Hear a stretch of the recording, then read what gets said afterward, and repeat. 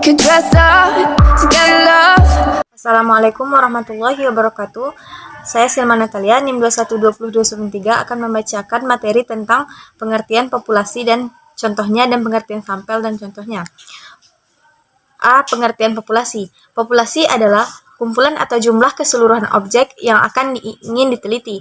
Populasi ini sering juga disebut dengan universe. Anggota populasi dapat berupa benda hidup maupun benda mati, dan manusia, di mana sifat-sifat yang ada padanya dapat diukur dan diamati. Contohnya, kita akan melakukan penelitian di sekolah X, maka sekolah X ini merupakan populasi. Sekolah X mempunyai sejumlah orang atau subjek dan objek yang lain. Hal ini berarti populasi dalam arti jumlah kuantitas. Yang B, sampel adalah sebagian dari populasi yang terpilih dan mewakili populasi. Contohnya, misalnya akan melakukan penelitian tentang kepemimpinan Presiden Y, maka kepemimpinan itu merupakan sampel dari semua karakteristik yang dimiliki Presiden Y. Sekian, Assalamualaikum warahmatullahi wabarakatuh.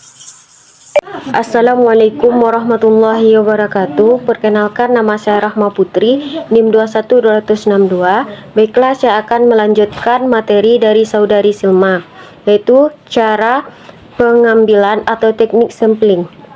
A. Probability sampling adalah pengambilan sampel berdasarkan peluang yang sama bagi setiap anggota populasi.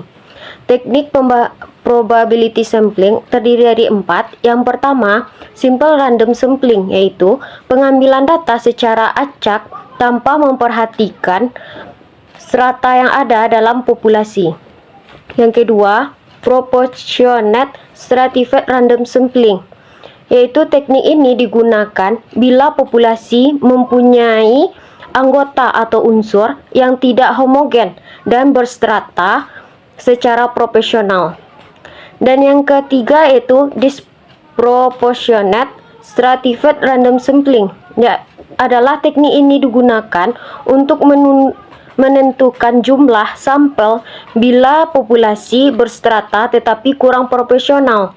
Dan yang keempat yaitu cluster sampling atau area sampling, untuk menentukan sampel bila objek yang akan diteliti atau sumber data yang sangat luas, misalnya penduduk di suatu negara, provinsi, atau kabupaten. Dan contohnya bisa teman-teman lihat pada slide berikutnya. Assalamualaikum warahmatullahi wabarakatuh.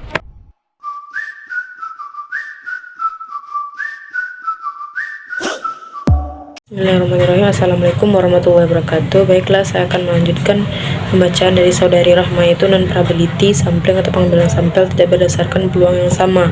Yang pertama ada teknik sistematis. Teknik sistematis yaitu pengambilan sampel berdasarkan urutan dari anggota populasi yang telah diberi nomor urut. Yang kedua, quota sampling, yaitu teknik untuk menentukan sampel dari populasi yang memiliki ciri-ciri tertentu sampai jumlah yang diinginkan. Yang ketiga, accidental sampling, pengambilan sampel secara kebetulan. Yang keempat, sampling purposive, adalah teknik penentuan sampel dengan pertimbangan tertentu. Yang kelima, sampling jenuh, yaitu di mana semua anggota populasi dijadikan sampel. Yang keenam yaitu snowball sampling, pengambilan sampel seperti bola salju, yaitu teknik penentuan sampel yang mula-mula jumlahnya kecil kemudian membesar. Contoh non-probability dapat teman-teman lihat, yaitu seperti teknik sistematis. Dapat kita lihat pada gambar, dari jumlah populasi diambil secara sistematis, di sampingnya itu ada sampel yang diambil secara sistematis. Yang kuota sampling yaitu contohnya seperti sebuah kantor terdapat pegawai, ada laki-laki 60% dan perempuan 40%. Jika seorang peneliti ingin mewawancarai 30 orang pegawai dari kedua jenis kelamin tadi, maka dia harus mengambil sampel pegawai laki-laki 18 orang dan perempuan 12 orang.